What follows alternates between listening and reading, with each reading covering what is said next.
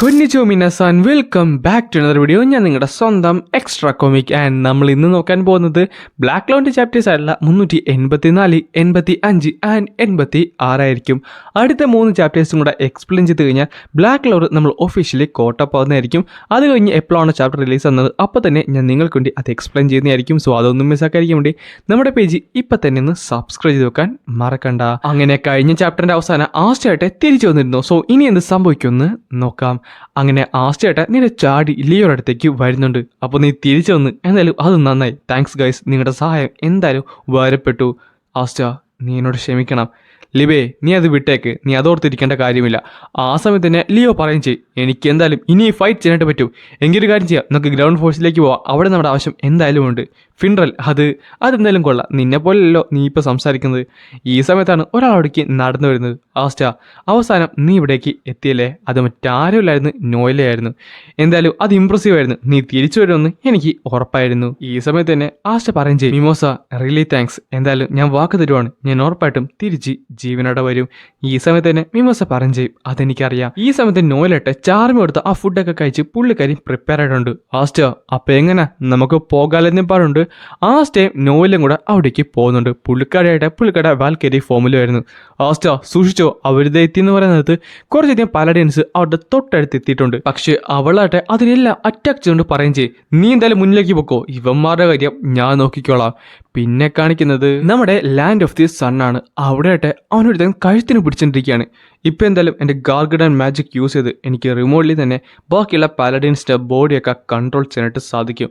ഇത് ചിലപ്പോൾ എൻ്റെ ബോഡിയല്ലായിരിക്കും, പക്ഷേ അവസാനം നമ്മൾ കണ്ടിരിക്കുന്നു റിയുട്ടോ. ഒരു മാജിക്കും ഇല്ലാത്ത ഒരുത്തനാണ് ഇപ്പോൾ എൻ്റെ ഫ്യൂച്ചറിനെ തടഞ്ഞുകൊണ്ടിരിക്കുന്നത്. ആൻഡ് നീയോ എനിക്കൊരു എതിരാളിയാണ്. പറ, നീ എന്തിനാണ് ആസ്റ്റനെ സപ്പോർട്ട് ചെയ്തത്? ഈ സമയത്ത് തന്നെ അവൻ പറയും ചെയ്യും, ഈ ഒരു ടെങ്കറ്റ്സ് യൂസ് ചെയ്യാനായിട്ട് എൻ്റെ ഫുൾ യൂറോക്ക് എനിക്ക് കോസ്റ്റ് ചെയ്യേണ്ടി വന്നു. അത് മാത്രമല്ല, അത് ഞാൻ ഇതുവരെ റിഗ്രറ്റ് ചെയ്തിട്ടില്ല. പക്ഷേ എനിക്കൊരു കാര്യം മനസ്സിലായി, എൻ്റെ ഫ്രണ്ടിന് കൊടുത്ത പ്രോമിസ് ഞാൻ ചെയ്യണമെന്നുണ്ടെങ്കിൽ ഞാൻ ഇത് മാത്രം ചെയ്താൽ പോരാ, ഈ ഒരു ഹാർഷല്ല റിയാലിറ്റിയിൽ നിന്ന് ഞാൻ എസ്കേപ്പ് ചെയ്യണമായിരുന്നു. അതുകൊണ്ട് തന്നെ എൻ്റെ ഫ്രണ്ടിന് കൊടുത്ത വാക്കിന് വേണ്ടി, അവന് വേണ്ടി ഞാൻ ഈ ലോകം മുഴുവൻ തിരഞ്ഞു. അവിടെ വെച്ചാണ് അൺയൂഷ്വലായിട്ട് ഞാനൊരു ബോയിനെ കണ്ടത്. അവനാട്ടെ മാജിക് ഒന്നും തന്നെ ഇല്ലായിരുന്നു. എന്തോ പാവം തോന്നിയത് കൊണ്ട് തന്നെ അവന് ഞാൻ എൻ്റെ കണ്ണ് വെച്ചിരുന്നു. പക്ഷേ അവൻ അതൊന്നും ഒരു വിഷയമല്ലായിരുന്നു. മാജിക് ഇല്ലാഞ്ഞിട്ട് പോലും, ഒരു കോമണറായിട്ട് പോലും അവൻ ഗീവ് അപ്പ് ചെയ്തില്ല. അവൻ്റെ ഫ്രണ്ടിൽ വന്ന എല്ലാ പ്രശ്നങ്ങളും അവൻ തരണം ചെയ്ത് ദേ ഇവിടം വരെ എത്തി. അവനാണ് ഈ ശക്തി എനിക്ക് തന്നത്, അവനാണ് ഈ ധൈര്യം എനിക്ക് തന്നത്. സോ ഞാൻ ബാക്കപ്പ് ചെയ്യാൻ പോകുന്നത് അല്ല, ഞങ്ങൾ ബാക്കപ്പ് ചെയ്യാൻ പോകുന്നത് നീയല്ല. അത് വലിയ പ്രശ്നമുള്ള കാര്യമൊന്നുമില്ല. ഇപ്പോൾ എൻ്റെ പവേഴ്സ് യൂസ് ചെയ്ത് ബാക്കിയുള്ളവരെ കൺട്രോൾ ചെയ്യാനായിട്ട് എനിക്ക് സാധിക്കും. പക്ഷേ എൻ്റെ പുതിയ ലോകത്തിന് നിന്നെ പോലെ ഒരു ശോകൻ്റെ ആവശ്യമില്ലെന്ന് പറഞ്ഞപ്പോഴാണ് യോസുക ചാടി വന്ന് ആ ഒരു പലടേൻ്റെ തല എർത്ത് കളയുന്നത്. എന്നിട്ട് പറയും ചെയ്യേ, നീയല്ല ഞങ്ങളുടെ ഷോഗനെ ശരിക്കും ഇമ്പ്രസ് ചെയ്തത്. ഇതേ സമയം മറ്റൊരു സ്ഥലത്താട്ടെ നമ്മുടെ ലൂഷ്യസ് ബാക്കിയുള്ളവരായിട്ടുള്ള ഫൈറ്റ് നടന്നുകൊണ്ടിരിക്കുമായിരുന്നു. യൂണോ, നീയായിരുന്നു എൻ്റെ അൾട്ടിമേറ്റ് ആയിട്ടുള്ള ഒപ്പോണൻറ്റ്. പക്ഷേ നിൻ്റെ കയ്യിലുള്ള ആൻറ്റി മാജിക്ക് അതിപ്പോൾ തീരുമല്ലോ. പറഞ്ഞിട്ട് കാര്യമില്ലെന്ന് പറഞ്ഞപ്പോഴാണ് യൂണോ പെട്ടെന്ന് പുള്ളിക്കാരൻ്റെ ബാക്കി ഉണ്ടായിരുന്ന ആ ഒരു ആൻറ്റി മാജിക്കും പുള്ളിക്കാരൻ്റെ സ്റ്റാർസ് യൂസ് ചെയ്ത് നേരെ അവൻ്റെ നേരെ അറ്റാക്ക് ചെയ്യാനായിട്ട് പോയത്. പക്ഷേ ആ പോകുന്ന വഴി തന്നെ അവൻ്റെ കയ്യിലുണ്ടായിരുന്ന ആ ഒരു സോഡ് ഉണ്ടല്ലോ, അത് നേരെ താഴത്തേക്ക് വീണു. ഈ സമയത്ത് തന്നെ റിയുടെ പറയും ചെയ്യും, ഞാൻ സപ്പോർട്ട് ചെയ്യുന്നത് മറ്റാരെയല്ല, അത് ആസ്റ്റനെയാണെന്ന് പറഞ്ഞ അടുത്ത സെക്കൻഡിലാണ് പെട്ടെന്ന് ആസ്റ്റ ആ ഒരു സോഡ് എടുത്തിട്ട് ലൂഷ്യസിന്റെ തൊട്ട് സൈഡിൽ പ്രത്യക്ഷപ്പെട്ടത്. യൂണോ, എന്നോട് ക്ഷമിക്ക്, ഞാൻ കുറച്ച് ലേറ്റായിരുന്നോ? നീ ശരിക്കും ലേറ്റായെന്ന് പറ. ഈ സമയത്ത് തന്നെ യൂണോ പറയും ചെയ്യും, നിനക്കെന്തായാലും ആസ്റ്റനെ കൺട്രോൾ ചെയ്യാൻ പറ്റാത്തതിൻ്റെ നല്ല ദേഷ്യം നിനക്കുണ്ടല്ലേ? അത് കുഴപ്പമൊന്നുമില്ല. പക്ഷേ അവന്മാർക്ക് ദേ ഇവളെ കട്ട് ചെയ്യാൻ പറ്റുമെന്ന് ചോദിച്ചുകൊണ്ട് അവരുടെ അമ്മേനെ അവിടേക്ക് കൊണ്ടുവന്ന്. നായേ. യൂണോ, കുഴപ്പമില്ല, അതൊക്കെയാണ്. ഈ സമയത്ത് തന്നെ ആസ്റ്റ പറയും ചെയ്യും, ലിബേ നീ, അതെ എനിക്ക് കുഴപ്പമില്ല, ഞാനൊരു വാക്ക് കൊടുത്തിരുന്നു ലിച്ചിയുടെ ഏറ്റവും ഇമ്പോർട്ടൻ്റ് ഉള്ള കാര്യങ്ങളെ പ്രൊട്ടക്റ്റ് ചെയ്യുമെന്ന് പറഞ്ഞ് അടുത്ത സെക്കൻഡ് തന്നെ ആസ്റ്റ നേരെ അവിടേക്ക് ചെന്ന് അവളൊരു അറ്റാക്ക് ചെയ്തുകൊണ്ട് അവളെ തൻ്റെ ശരീരത്തിലേക്ക് കിടന്നുണ്ട്. ഈ സമയത്ത് തന്നെ പറയും ചെയ്യും, യൂണോ റിയലി താങ്ക്സ്. ഈ സമയത്ത് അവൾ പൊടിഞ്ഞ് ഇല്ലാണ്ടായിരുന്നു. അത് കഴിയുമ്പോൾ നേരെ ലൂഷ്യസിനെ നോക്കിയിട്ട് ആസ്റ്റ പറയും ചെയ്യും, നീ കരുതിയിരുന്നോ ലൂഷ്യസ്, ഇത് നിന്റെ അവസാനത്തെ ബാറ്റിലാന്ന് പറഞ്ഞിട്ട് നേരെ അവൻ്റെ നേരെ റഷ് ചെയ്ത് ചെല്ലുന്നുണ്ട്. ലൂഷ്യസ് ആട്ടെ അവർ രണ്ടുപേരും ഒരേപോലെ തന്നെ അറ്റാക്ക് ചെയ്യും. അത് മാത്രമല്ല ഇഷ്ടംപോലെ തരത്തിലുള്ള അറ്റാക്സ് ആണ് ലൂഷ്യസ് ചെയ്തുകൊണ്ടിരുന്നത്. അവരുടെ ഫൈറ്റ് പതുക്കെ പതുക്കെ കൂടിക്കൂടി അതിൻ്റെ ഇൻറ്റൻസിറ്റി കൂടിക്കൂടി താഴത്തേക്ക് വരുന്നുണ്ടായിരുന്നു. ആസ്റ്റയായിട്ട് ഒട്ടും വിട്ടുകൊടുക്കാൻ തയ്യാറുമില്ലായിരുന്നു. അവനെ കൊണ്ട് പറ്റുന്ന രീതിയിൽ അപ്പുറത്തുനിന്നും ഇപ്പുറത്തുനിന്നും എല്ലാ രീതിയിലും ലൂഷ്യസിനെ അവർ അറ്റാക്ക് ചെയ്തുകൊണ്ടേയിരുന്നു. ചെറുതായിട്ട് ലൂഷ്യസിനെ അവർ നേരെ ബാക്കിലേക്ക് പുഷ് ചെയ്യാനായിട്ട് തുടങ്ങി. ഈ സമയത്ത് തന്നെ അവരുടെ രണ്ടുപേരുടെ സ്പിരിറ്റ്സും, അതായത് ആസ്റ്റയുടെ ഡെവില് യൂണയുടെ സ്പിരിറ്റും ഒരേപോലെ പറയുന്നുണ്ട്. ഈ രണ്ട് റൈവൽസും അവർ വീണ്ടും പുഷ് ചെയ്തുകൊണ്ട് അവരുടെ ലെവല് കൂടിക്കൊണ്ടിരിക്കുകയാണ്. അത് മാത്രമല്ല അവർ ഫാസ്റ്റർ ആകുന്നുണ്ട്, ഈവൻ സ്ട്രോങ്ങർ ആവാമെന്ന് പറയാൻ നേരത്തിന് ലൂഷ്യസിന് മനസ്സിലായി ഇത് നല്ല രീതിയിലല്ല മുന്നോട്ട് പോകുന്നുവെന്ന്. ഇതേ സമയം ഇതെല്ലാം കണ്ടുകൊണ്ട് ഒരു സുപ്രീം ഡെവില് അവിടെ ഇരിപ്പുണ്ടായിരുന്നു. ഓരോ പാലഡൈൻസിനെ ഓരോരുത്തരും ഡിഫീറ്റ് ചെയ്യുന്നത് അത് കണ്ടുകൊണ്ട് നിൽക്കുമായിരുന്നു. എന്നാൽ നമ്മുടെ മോർഗനായിട്ട് ഈ സമയം പുള്ളിക്കാരൻ്റെ ലൈറ്റ് മാജിക്കും ഡാർക്ക് മാജിക്കും യൂസ് ചെയ്തുകൊണ്ട് തന്നെ കണ്ണി കാണുന്ന എല്ലാത്തിനും തന്നെ ഡിസ്ട്രോയ് ചെയ്ത് കളഞ്ഞുകൊണ്ടിരിക്കുകയാണ്. കോപ്പ് ഇത് ശരിക്കും ഡേഞ്ചറസ് ആണ്. ആ ലൈറ്റായിട്ട് എല്ലാത്തിനും ഡിസ്ട്രോയ് ചെയ്തുകൊണ്ട് കൂലിട്ടാക്കിക്കൊണ്ടിരിക്കുകയാണ്. അവൻ ശരിക്കും ഒരു മോൺസ്റ്റർ തന്നെയാണ്. നമുക്ക് അവൻ്റെ അടുത്ത് പോലും ചെല്ലാൻ പറ്റുന്നില്ലല്ലോ യാമി. പെട്ടെന്നായിരുന്നു ആ ഒരു ഡെവിൽ അവരുടെ ഫ്രണ്ടിൽ പ്രത്യക്ഷപ്പെട്ടത്. ആ ടൈമിൽ ഞാൻ ശരിക്കും ഞെട്ടിത്തെറിച്ചു പോയി. അടുത്തൊരു സുപ്രീം ഡെവിലൂടേക്ക് വന്നിരിക്കുന്നു. കോപ്പ് ഇനി എന്ത് ചെയ്യും? അപ്പോഴാണ് അവൾ പറഞ്ഞത്, ഞാൻ നിങ്ങളെ സഹായിക്കട്ടെ. നീ എന്താണ് ഈ പറഞ്ഞത്? ഞാൻ നിങ്ങളെ സഹായിക്കട്ടെ എന്ന്. ദേ അവിടെ ഇരിക്കുന്നവന് ഡാർക്ക് മാജിക് ആണുള്ളത്. ഞാൻ നിന്നെ പൊസസ് ചെയ്യാം. അതുകൊണ്ട് തന്നെ ലിങ്ക് സാക്രിഫൈസ് ചെയ്തുകൊണ്ട് അണ്ടർ വേൾഡിൽ നിന്നുള്ള കംപ്ലീറ്റ് ഡെവിൽ പൊസിഷൻ എനിക്ക് നിനക്ക് തരാനായിട്ട് സാധിക്കും. അല്ല, അത് നീ എന്തിനാണ് ഞങ്ങൾക്ക് ചെയ്തു തരുന്നത്? അത് സത്യം പറഞ്ഞാൽ ഡെവിൽസിനെ കെട്ടും ഹ്യൂമൻസ് ആണ് കുറച്ചുകൂടെ ഇൻട്രസ്റ്റിംഗ് ആയിട്ടുള്ളത്. ഞാൻ നിങ്ങളുടെ ബാറ്റിൽ കണ്ടിരുന്നു ലൂസിഫർ ആയിട്ടുള്ള ആ ഒരു ബാറ്റിൽ ലൂഷ്യസ് നിങ്ങളെ ഡിഫീറ്റ് ചെയ്തിട്ടുണ്ടായിരിക്കും. പക്ഷേ ഇപ്പോൾ നിങ്ങൾ നിൽക്കുന്ന നോക്കിയേ, ആദ്യം നിങ്ങൾക്ക് ഒരു ചാൻസ് പോലും ഇല്ലായിരുന്നു, ഒരു ചെറിയൊരു ചാൻസ് പോലും ഇല്ലായിരുന്നു. പക്ഷേ അതെല്ലാം തരണം ചെയ്ത് നിങ്ങൾ ഇവിടം വരെ എത്തി.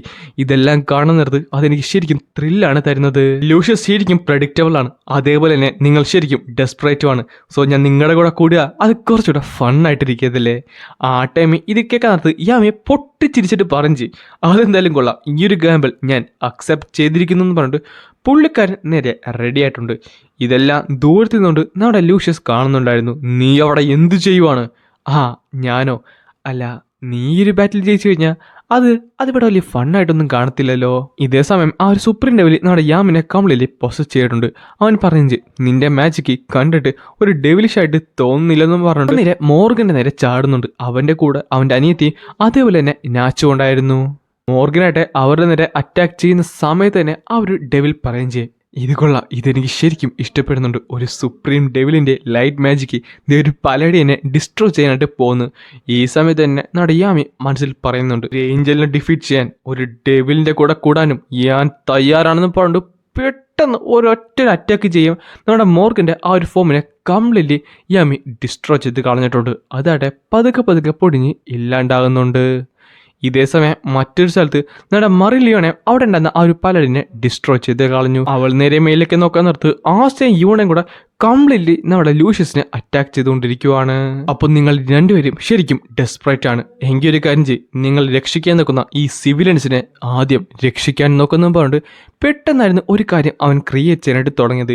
ഇത് കാണുന്നിടത്ത് ആസ്റ്റയും യൂണയും ഒരേപോലെ ഞെട്ടി. അവർ മാത്രമല്ല അത് കണ്ടു നിന്ന എല്ലാവരും, മേജേഴ്സും നാട്ടുകാരും സിവിലിയൻസും എല്ലാവരും ഞെട്ടിത്തരിച്ചു പോയി. മനുഷ്യരെ നിങ്ങൾ കണ്ടോളൂ, ഇതാണ് എൻ്റെ അൾട്ടിമേറ്റ് ആയുള്ള ഗ്രാക്ടം മാജിക്. ഇവിടെ എന്തായാലും നിങ്ങൾ മരിക്കുകയും നിങ്ങൾ വീണ്ടും പുനർജനിക്കുകയും ചെയ്യുമെന്ന് പറഞ്ഞപ്പോൾ ആസ്റ്റയൂണും കൂടെ നേരെ അവിടേക്ക് റഷ് ചെയ്ത് ചെല്ലുന്നുണ്ട്. ഇതിനെ കംപ്ലീറ്റ് തടഞ്ഞാലും ഞങ്ങൾക്ക് പിന്നെ മുന്നിലേക്ക് പോകാൻ സാധിക്കുമോ? പെട്ടെന്നാണ് താഴ്ന്ന് അവർ രണ്ടുപേരും കാറിയത്. നിങ്ങൾ അത് നോക്കേണ്ട കാര്യമില്ല, ലൂഷ്യസിനെ നോക്കിക്കോളെന്ന് പറഞ്ഞിട്ട് അവിടേക്ക് നമ്മുടെ മറിലിയോണും ഫുഗിലിയോണും ഒരേപോലെ തന്നെ വന്ന് അവരുടെ പറ്റുന്ന രീതിയിൽ ഒരു മാസീവായ ഫയർ ബേസ് അറ്റാക്ക് അങ്ങോട്ട് ചെയ്യുന്നുണ്ട്. പക്ഷേ അവർക്ക് ഒരു കാര്യം മനസ്സിലായി, ഇതുകൊണ്ട് മാത്രം അവർക്ക് ചെയ്യാൻ പറ്റത്തില്ലെന്ന്. അവർക്ക് ഒരാളുടെ സഹായം കൂടെ വേണം. അടുത്ത സെക്കൻഡിൽ തന്നെ ലിയോ എന്ന് പറഞ്ഞ കാർ നിർത്ത് താഴ്ന്നു വന്ന ലിയോ ശരിക്കും ഞെട്ടി. പക്ഷേ അവൻ കംപ്ലീറ്റ്ലി എക്സൈറ്റഡ് ആയിരുന്നു. ഞാനിതാ വരുന്നു എന്ന് പറഞ്ഞിട്ട് അവൻ നേരെ അവരുടെ അടുത്തേക്ക് ചെല്ലുന്നുണ്ട്. എന്നിട്ട് പറയുകയും ചെയ്യും, മറിലിയോണ ഫുഗിലിയോൺ ഞാനും അവസാനം നിങ്ങളുടെ ഒപ്പം എത്തിയിരിക്കുന്നു പറഞ്ഞിട്ട് അവർ മൂന്നുപേരും കൂടെ ഒരു മാസീവ് ആളൊരു അറ്റാക്കാണ് ഇപ്പോൾ ആ ഒരു വലിയ മാജിക്കിൻ്റെ നേരെ ചെയ്യുന്നത്. അവർക്കറിയാം അതൊട്ടും നിസ്സാരമല്ലായിരുന്നു. പക്ഷേ എങ്കിലും അവരുടെ ലിമിറ്റ്സ് എല്ലാം പുഷ് ചെയ്തുകൊണ്ട് തന്നെ അത് കംപ്ലീറ്റ്ലി അവർ ഡിസ്ട്രോയ് ചെയ്ത് കളയുന്നുണ്ട്. ആ ഒരു സ്മോക്കിൻ്റെ അന്ന് പെട്ടെന്ന് ആ സ്റ്റേ യൂണ ലൂഷ്യസിൻ്റെ തൊട്ട് ഫ്രണ്ടിൽ പ്രത്യക്ഷപ്പെട്ടു. അവരതൊട്ടും ഒട്ടും പ്രതീക്ഷിച്ചില്ലായിരുന്നു. അങ്ങനെ വീണ്ടും അവിടെ ഒരു ബാറ്റിൽ തുടങ്ങുവാണ്. അവർ രണ്ടുപേരും കണ്ടിന്യൂസ് ആയിട്ട് തന്നെ അവനെ അറ്റാക്ക് ചെയ്യുന്നുണ്ടായിരുന്നു. ഒരു സ്ഥലത്ത് ഡാർക്കും മറ്റൊരു സ്ഥലത്ത് ലൈറ്റും മാത്രമേ ലൂഷ്യസിനെ കാണാൻ സാധിക്കുന്നുണ്ടായിരുന്നു. ലൂഷ്യസിന് ഒന്ന് ചിന്തിക്കാനുള്ള സമയം പോലും അവർ രണ്ടുപേരും കൊടുക്കുന്നില്ല. അത്രത്തോളം പവർഫുള്ളി അവനെ അറ്റാക്ക് ചെയ്തുകൊണ്ടാണ് ഈ ഒരു ചാപ്റ്റർ ഇവിടെ അവസാനിക്കുന്നത്.